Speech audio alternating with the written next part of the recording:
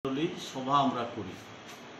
এই সভায় আমাদের সংগঠনের অন্তর্ভুক্ত ত্রিপুরা রাজ্য মৎস্যজীবী ইউনিয়ন, ত্রিপুরা চর্মশিল্পী সমিতি, ত্রিপুরা হরিজন উন্নয়ন সমিতি, ত্রিপুরা সভা সুন্দর উন্নয়ন সমিতির নেতৃত্বরা উপস্থিত ছিলেন। যৌথভাবে আমরা বর্তমান পরিস্থিতিতে তফসিলি অংশের মানুষ যে সমস্ত সমস্যা নিয়ে ভুগছে, এই সমস্যা নিয়ে আন্দোলনে যাওয়ার সিদ্ধান্ত আমরা নিয়েছি। সেই ক্ষেত্রে আমাদের 5 দফা দাবি আমরা চিহ্নিত করেছি। এই 5 দফা দাবির মধ্যে আছে অবিলম্বে সমস্ত সরকারি আধা সরকারি দপ্তরে সমস্ত শূন্য পদ বিশেষ উদ্যোগ নিয়ে স্পেশাল ড্রাইভ নিয়ে শূন্যপদ পূরণ করতে হবে এবং তা অবশ্যই এসসি এসটি রিজার্ভেশনের যে নিয়ম সেটা মেনেই সেটা করতে হবে। আমরা এটা লক্ষ্য করেছি, এই বিজেপি নেতৃত্বে এই সরকার আসার পর থেকে গত 6 বছর যাবত সরকারি দপ্তরগুলিতে চাকরি নেই। চাকরি নেওয়ার নাম করে বিভিন্ন সময় বিজ্ঞাপন বের হচ্ছে, দরখাস্ত নিচ্ছে, তার সঙ্গে এই টাকা পয়সা নিচ্ছে, ইন্টারভিউ নিচ্ছে, তারপরে 6 মাস পর 1 বছর পর হঠাৎ করে বলে দেওয়া হচ্ছে এই লোক নেওয়া হবে না, এটা স্থগিত করা হয়েছে। এইভাবে বিভিন্ন দপ্তরে শিক্ষক পদের জন্য তাই করছে, ট্যাট দিয়েও সেখানে চাকরি পাচ্ছে না, স্কুলগুলি শূন্য হয়ে আছে, অথচ লোক শিক্ষক নিয়োগের কোনো এছাড়াও অন্যান্য দপ্তর যেমন পুলিশে আছে, ফায়ার সার্ভিসে আছে, পঞ্চায়েতে আছে, জিআরএসের ক্ষেত্রে আমরা দেখেছি, বিধানসভার ক্ষেত্রে আমরা দেখেছি, নানা দপ্তরে এই লোক নেওয়ার বিজ্ঞপ্তি জারি করার পরেও লোক নেওয়ার বিষয়ে তারা এই সমস্ত কাজগুলি করছে না। ফলে আমাদের রাজ্যের শিক্ষিত বেকার যুবক যুবতীরা আজকে চরম হতাশার মধ্যে আছে। তাদেরকে নিয়ে প্রতারণা করা হচ্ছে, এই সরকার এটা করছে। সরকারি চাকরি হলে রিজার্ভেশন থাকবে, সরকারি চাকরিতেও নাই। এই জন্যে তফসিলি অংশের মানুষ, উপজাতি অংশের মানুষ, তাদের যে রিজার্ভেশনের সুযোগ পাওয়ার কথা সে থেকে দারুণভাবে বঞ্চিত হচ্ছে। এছাড়া অন্যান্য কর্মসংস্থানের প্রশ্নে যেমন এমজিএন রেগা, একটা সময় বামফ্রন্টের সময় 94 দিন 95 দিন কাজ হতো, এখন সেই কাজ নেমে এসেছে বছরে 30 থেকে 32, বড়জোর 40-42 দিনের কাজ। তাও সমস্ত শ্রমিকদের কাজ দেওয়া হয় না, কাজ করার পর 6 মাস মজুরি পাচ্ছেন। এরকমভাবে চরম ভোগান্তিতে গেছে গ্রামীণ বেকার যারা আছে, তাদের জন্য বিকল্প কোনো কাজ নেই, অন্যান্য দপ্তরের কোনো কাজ নেই। এগ্রিকালচার, ট্রাইবেল ওয়েলফেয়ার, ফিশারি, কৃষি দপ্তর, নানান প্রকল্পে নানা কাজ ছিল, সেই কাজগুলি বন্ধ হয়ে গেছে, রেগার কাজও বন্ধ হয়ে গেছে। আমরা দাবি করছি অবিলম্বে রেগার কাজে দিন বৃদ্ধি করতে হবে, মজুরি বৃদ্ধি করতে হবে। 340 টাকা মজুরি করবে তারা প্রতিশ্রুতি দিয়েছিল, কোথায়? মানুষের সঙ্গে এইভাবে প্রতারণা করছে। একই সঙ্গে টুয়েপের কাজ, শহর এলাকায় যারা গরিব মানুষরা আছেন তারাও দারুণভাবে বঞ্চিত হচ্ছেন।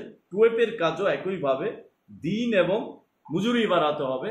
গ্রামীণ গরিব অংশের মানুষ বা শহরে গরিব অংশের মানুষের কাছে অর্থ যোগানের কোনো ব্যবস্থা নেই। তাই এই কাজের অভাবে খাদ্যের অভাব দেখা দিয়েছে, খেতে পারছে না। উপজাতি এলাকায়, তফসিলি অধ্যুষিত এলাকাগুলিতে কাজের অভাবে, খাদ্যের অভাবে না খেয়ে মরার মতো অবস্থা সৃষ্টি হয়েছে এই রাজ্যের মধ্যে ঘটছে। এই বিষয়গুলি বিরুদ্ধে এবং দ্বিতীয় দাবি আমরা করছি যে সরকার সিদ্ধান্ত নিয়েছে স্কুল বন্ধ করে দেওয়া। কি অজুহাত? কম ছাত্র, সেই অজুহাতে স্কুল বন্ধ করে দেওয়ার সিদ্ধান্ত তারা নিয়েছে।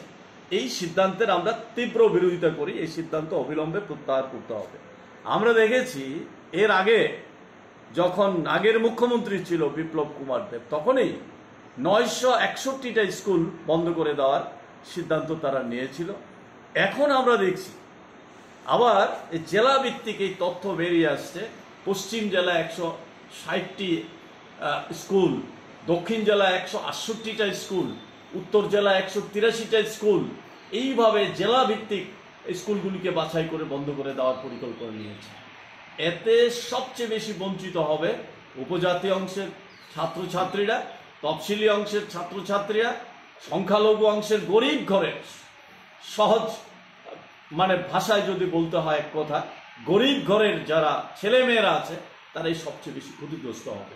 বামফ্রন্ট সরকারের সময়ে সিদ্ধান্ত নিয়েছিল যে শিক্ষা সকলের কাছে পৌঁছাতে হবে, অন্তত 1 কিলোমিটারের মধ্যে গিয়ে যেন ছেলেমেয়েরা পড়াশোনা করতে পারে, সেই লক্ষ্যকে সামনে রেখে অঙ্গনওয়াড়ি সেন্টার, প্রাইমারি স্কুল থেকে হাই স্কুল, গ্রামে সেইভাবে স্কুল বৃদ্ধি করেছে। বিনা পয়সায় লেখাপড়া করার ব্যবস্থা সেখানে করা হয়েছে, যার ফলে সাক্ষরতার হার যেমন বেড়েছে এবং স্কুলে যাওয়ার যে প্রবণতা, এটা সারা দেশের মধ্যে আমাদের রাজ্যে ভালো পজিশনে গিয়েছিল। কিন্তু আজকে কি হচ্ছে, স্কুল যেমন কমিয়ে আনছে তেমনি শিক্ষক নেই। বিদ্যাজ্যোতির নাম করে ছাত্র ছাত্রীদের কাছ থেকে টাকা তোলা হচ্ছে, এখন টাকা দিতে পারছে না, বিদ্যাজ্যোতি স্কুল ছেড়ে অন্য স্কুলে যেতে হচ্ছে। যেমন আমি 1-2টা উদাহরণ দিলে বুঝবেন, যেমন আমি যেখানে থাকি রাজনগরে বিদ্যাজ্যোতি স্কুল, সেই স্কুলে এখন ফিস দিতে পারছে না, পড়ছে না, তো অন্য স্কুলে যেতে হচ্ছে নিহারনগর 8 থেকে 10 কিলোমিটার দূরে, দুর্গাপুর 7 থেকে 8 কিলোমিটার দূর, সেখানে যেতে হচ্ছে। এখন সমস্যা হচ্ছে প্রতিদিন গাড়ি ভাড়া জোগাড় করে দিতে পারছে না, 50 থেকে 60 টাকা প্রতিদিন গাড়ি ভাড়া দিতে হয়। উভয় দিকে সংকট, একদিকে স্কুলে বিদ্যাজ্যোতির নামে যেতে গেলে টাকা দরকার, সেখান থেকে ট্রান্সফার হয়ে যখন অন্য স্কুলে গেল গাড়ি ভাড়ার জন্য যেতে পারছে না। এই সংকটে পড়ে আজকে লেখাপড়া বন্ধ করে দিচ্ছে, ড্রপ আউটের সংখ্যা বাড়ছে। এই অবস্থাটা সবচেয়ে বেশি ক্ষতিগ্রস্ত হচ্ছে গরিব মানুষ যারা। তাই আমরা দাবি করছি স্কুল বন্ধ করে দেওয়ার যে সিদ্ধান্ত, এটা অবিলম্বে প্রত্যাহার করতে হবে। বিদ্যাজ্যোতির নাম করে টাকা পয়সা তোলা যাবে না, এতে সাংঘাতিকভাবে ক্ষতিগ্রস্ত হচ্ছে গরিব মানুষ। 3 নম্বর হচ্ছে জনগণকে স্বাস্থ্য পরিষেবা দেওয়ার জন্যে চিকিৎসা ব্যবস্থার যে উন্নত করা, তাকে যদি নিয়ে যেতে হয় তাহলে ডাক্তার, নার্স, অন্যান্য স্টাফ যারা আছে প্যারামেডিক্যালসে, টেকনিক্যালে, এই সমস্ত স্টাফ যদি নিয়োগ না করা হয় তো চিকিৎসা পরিষেবা দেওয়া হবে কি করে? পিএসসিতে, সিএসসিতে, গ্রামীণ হাসপাতালে 4 জন ডাক্তার থাকার কথা, 1 জন ডাক্তার আছে। ডাক্তারদের এখন বাই রোটেশনে 3 দিন, 4 দিন, 5 দিনের জন্য ডেপুটেশন দেওয়া হচ্ছে। তারা মানসিকভাবে যন্ত্রণার মধ্যে আছে, করতে চাইছে না। যেমন আমি রাজনগর সিএসসি হলো, 1 জন ডাক্তার দেওয়া হচ্ছে না, 4 জন থাকার কথা, 1 জন ডাক্তার আছে। এরকমভাবে সারা রাজ্যের পিএসসিগুলিতে 2 জন ডাক্তার থাকার কথা, ডাক্তার নেই, নার্স নেই, স্টাফ নেই, এই অবস্থা সৃষ্টি হচ্ছে। এটা দূর করার মূলত আন্দোলনে যাচ্ছি। এই 5 দফা দাবিকে সামনে রেখেই আমরা যাচ্ছি, যদিও এর বাইরেও অনেক সমস্যা আছে, যা এই পানীয় জল, বিদ্যুৎ, রাস্তাঘাট, সেচ যা ছিল এগুলি অব্যবস্থায় ভেঙে পড়েছে, খারাপ অবস্থার মধ্যে চলে গেছে। শিক্ষক স্বল্পতায় একেবারে প্রাইমারি স্কুল থেকে কলেজ পর্যন্ত ভুগছে। এই জ্বলন্ত সমস্যাগুলি নিয়েই আমরা সরকারের দৃষ্টিতে নিয়ে যাওয়ার জন্য আগামী 12ই জুলাই থেকে এই আন্দোলনটা আমরা শুরু করছি। আগামী 12ই জুলাই 11টায় আমরা আগরতলা শহরে আমরা এটা মিছিল করব, সেখানে এই আন্দোলন কর্মসূচি আমরা নিয়ে যাব। তারপরে সারা রাজ্যে আমরা এই আন্দোলন করব। এই আন্দোলনকে সাফল্যমণ্ডিত করার জন্য সমস্ত গণতান্ত্রিক অংশের মানুষের কাছে আমরা আহ্বান রাখছি, যাতে এই আন্দোলনে সামিল হয়। রাজ্যের উন্নয়নের স্বার্থে, রাজ্যের গণতন্ত্রকে ফিরিয়ে আনার স্বার্থে, পঞ্চায়েত নির্বাচন সুষ্ঠুভাবে পরিচালনা করার স্বার্থে আমরা এই আন্দোলনে অগ্রসর হচ্ছে। আমরা এটাও জনগণের কাছে দাবি রাখছি, আগামী পঞ্চায়েত নির্বাচনে বিজেপির যে দুর্নীতি, তার বিরুদ্ধে যেন রুখে দাঁড়ায়, গ্রামীণ এলাকার উন্নয়নের জন্য, সুষ্ঠুভাবে পঞ্চায়েত পরিচালনার জন্যে বাম গণতান্ত্রিক শক্তি যাতে নির্বাচিত হতে পারে, সেই স্বার্থে আমরা আমাদের সংগঠনের তরফ থেকে সমস্ত অংশের মানুষের কাছে আবেদন রাখছি তারা যেন এই শক্তিকে নির্বাচিত করে আগামী দিন গ্রাম এলাকার উন্নয়নের স্বার্থে। 4 নম্বর হচ্ছে মৎস্য উৎপাদন কমে যাচ্ছে, তাকে বৃদ্ধি করার জন্যে বামফ্রন্ট সরকারের সময়েও যেভাবে মাছের চারা, খাদ্য, অন্যান্য সামগ্রী দিয়ে সাহায্য করতে, সেগুলি আজকে বন্ধ হয়ে গেছে। আমি কিছুদিন আগে শুনছিলাম মৎস্যমন্ত্রী নিজের মুখেই বলেছে মৎস্য উৎপাদন কমে যাচ্ছে। কমে যাবে, উৎপাদনের জন্য যে সমস্ত উপকরণ দিয়ে সাহায্য করার কথা সেগুলি করা হচ্ছে না, বন্ধ করে দেওয়া হচ্ছে। তাই মৎস্যজীবীরা ক্ষতিগ্রস্ত হচ্ছে। তাই আমরা দাবি করছি মৎস্যজীবীদের, লন্ডিজীবীদের, চর্মশিল্পীদের পেশাগত উন্নয়নের জন্যে বামফ্রন্ট সরকারের সময়ে যে সমস্ত প্রকল্পগুলি ছিল সেগুলি পুনরায় চালু করতে হবে, তাদের স্বনির্ভর করার জন্য প্রকল্প করতে হবে। যেমন লন্ডিজীবীদের, তাদের এই লন্ডি ব্যবসা বজায় রাখার জন্যে তাদেরকে উন্নত মানের মেশিন দেওয়া হতো, ইস্ত্রি দেওয়া হতো, ঘর দেওয়া হতো, অন্যান্য সরঞ্জাম দিয়ে সাহায্য করা হতো, এখন নেই। চর্মশিল্পীদের বাদ্যযন্ত্র দেওয়া হতো, তারপরে তারা যে চামড়ার কাজ করে তার জন্য সরঞ্জাম দেওয়া হতো, তাদের উন্নত মানের কাজ করার জন্য ট্রেনিং দেওয়া হতো, সেগুলি আজকে প্রায় বিলুপ্ত হওয়ার পথে এই জায়গার মধ্যে চলে গেছে। আমরা দাবি করছি হরিজন এলাকাগুলি যেগুলি আছে সেগুলি বামফ্রন্ট সরকারের সময় যা করেছিল আর কোনো কাজ হচ্ছে না, অব্যবস্থা হয়ে যাচ্ছে। ড্রেনেজ, তারপরে অন্যান্য তাদের ঘর বাড়ি ভেঙে পড়ছে, কোনো রকমের খোঁজখবর নেওয়ার মতো অবস্থা নেই। সাফাই কর্মী যারা, তাদের একটা বড় অংশ হচ্ছে এই হরিজন, এর বাইরেও আছে অন্যান্য জনগোষ্ঠীর মধ্যেও সাফাই কর্মী যারা সবচেয়ে কম দামে বেশি পরিশ্রমের কাজ তারা করতে হচ্ছে। পৌরসভাতে আছে, হেলথ ডিপার্টমেন্টে আছে, অন্যান্য জায়গাতে আছে, অ্যাসেম্বলিতে আছে, এমএলএ হোস্টেলে আছে, সবচেয়ে কম পয়সায় তাদেরকে কাজ করানো হয়, স্লিপ ওয়ার্কারের মতো, যখন খুশি ছাঁটাই করে দেবে এই ধরনের। আর এই সংখ্যাটা হরিজনদের মধ্যে বেশি, অন্যান্যরাও আছে। 5,000 টাকা পায় না, 4,000 টাকা পায় না মাসে, এইভাবে কাজ করছে। আমরা দাবি করছি অবিলম্বে এই ধরনের সাফাই কর্মীদের নিয়মিত করার উদ্যোগ সরকারকে গ্রহণ করতে হবে।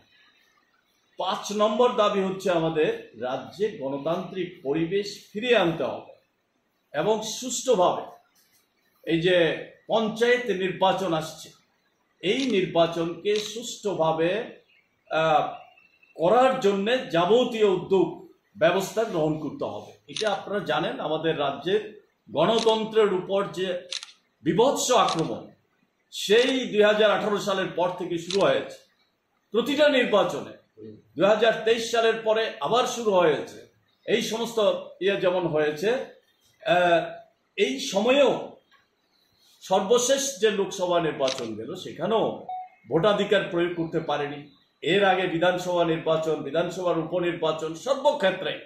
তাই এই গণতন্ত্র এখানে বিপন্ন, কথা বলার অধিকার নাই, মিছিল মিটিং করা যাচ্ছে না, আমাদের দাবি জানাতে পারছি না, এরকম একটা পরিবেশ পরিস্থিতির মধ্যে দিয়ে আছে। তাই অবিলম্বে গণতান্ত্রিক পরিবেশ ফিরিয়ে আনতে হবে। গোটা দেশের মানুষ কিন্তু সংবিধানকে ধ্বংস করা, গণতন্ত্রকে ধ্বংস করা, ধর্মনিরপেক্ষতাকে ধ্বংস করা, ধর্ম নিয়ে রাজনীতি করা, এগুলির বিরুদ্ধে আজকে মনোভাব দেখিয়েছে সর্বশেষ লোকসভা নির্বাচনে। এটা আমরা দেখেছি, এই স্বৈরাচারের বিরুদ্ধে মানুষ রুখে দাঁড়িয়েছে। তাই গণতান্ত্রিক পরিবেশকে ফিরিয়ে আনার জন্যে আমরা দাবি করছি পঞ্চায়েত নির্বাচনে সুষ্ঠুভাবে করতে হবে। কেন করতে হবে? পঞ্চায়েত এমন একটা জায়গা যেখানে মানুষের প্রথম সরকার সাধারণ মানুষ, এটাই জানে। সরকারের প্রথম সুযোগটা যেখান থেকে পায় মেম্বার, প্রধান, তারপরে পঞ্চায়েত, সবচেয়ে আগে সেখানে মানুষ যায়, সেখান থেকে সুযোগ সুবিধা পায়। বামফ্রন্ট সরকারের সময়েও এই ত্রিস্তর পঞ্চায়েতকে অত্যন্ত এই জনগণের কাছের সবচেয়ে প্রয়োজনীয়, মানে কাছের সরকার হিসাবে এই জায়গাটাকে তুলে ধরেছিল গ্রামীণ উন্নয়নে মানুষের পাশে দাঁড়ানোর জন্য। কিন্তু আজকে এই পঞ্চায়েত একটা দুর্নীতির আখড়ায় পরিণত হয়েছে। সাধারণ মানুষের কথা বলার, কথা শোনার কোনো পরিবেশ এই সময়ের মধ্যে এই পঞ্চায়েতগুলিতে নেই। সারা রাজ্যে যেমন কমিশন বাণিজ্য চলছে, জেলা স্তরে যেমন কমিশন বাণিজ্য চলছে, পঞ্চায়েত স্তরেও সমস্ত কাজকর্মের ক্ষেত্রে এই দুর্নীতি, কমিশন, এই কাজগুলি চলছে। সাধারণ একটা ঘর পাওয়ার জন্যে, একটা ছাগলের প্রকল্পের এই সুযোগ সুবিধা পেতে গেলেও মেম্বার প্রধান তাদেরকে টাকা পয়সা না দিলে কিচ্ছু হয় না। এরকম রেগার কাজে নিচ্ছে না, তারপরে এই ভাতাটা সময় মতো দিচ্ছে না, এরকম অসংখ্য সমস্যায় জর্জরিত। তাই সেই জায়গার মধ্যে সুষ্ঠুভাবে পঞ্চায়েত পরিচালনা করা, দুর্নীতিমুক্ত পঞ্চায়েত গড়ে তোলা, প্রথম সরকার মানুষের পঞ্চায়েত, সেটা যেন মানুষের প্রয়োজনে গড়ে উঠতে পারে, সেই দৃষ্টিভঙ্গিতে পঞ্চায়েত গড়ে তোলার জন্য ব্যবস্থা গ্রহণ করতে হবে। আর আমরা যারা তফসিলি অংশের সংগঠন করি, তফসিলিদের অধিকার নিয়ে এই সমস্ত নির্বাচনে রিজার্ভেশন আছে, লোকসভা, বিধানসভা,